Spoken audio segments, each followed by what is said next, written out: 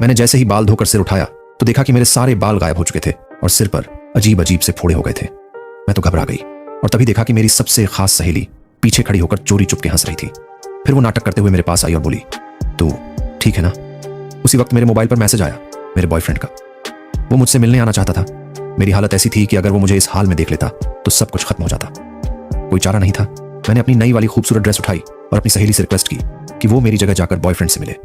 पहले तो वो नानुकुर करने लगी, लेकिन फिर मान गई। मैंने उसे अच्छे से तैयार किया, खुद उसे दरवाजे तक छोड़ने गई।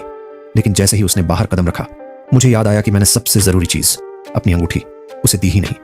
अब क्या करूं? मैंने इधर उधर देखा, कोई नहीं था, तो चुपके से उसके पीछे पीछे निकल पड़ी।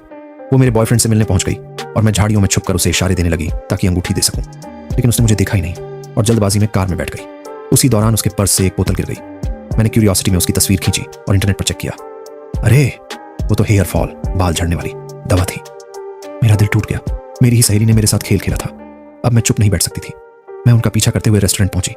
वहां मेरी सहेली ऐसे खा रही थी जैसे 3 दिन से भूखी हो। बॉयफ्रेंड भी डर गया था। अब तो पानी सिर के ऊपर था।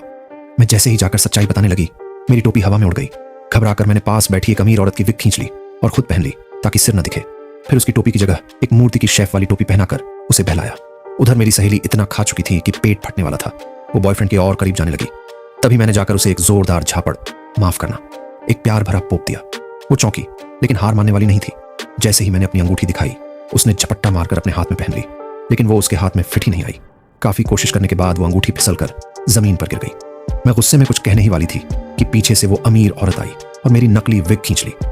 मैं झट से सिर छुपाने लगी, लेकिन तब तक बॉयफ्रेंड सब समझ चुका था। उसने मेरी झूठी सहेली को वहीं से भगा दिया और अंगूठी उठाकर दोबारा मेरे हाथ में पहनाई। तब मुझे समझ आया, मैंने ज्यादा ही सोच लिया था।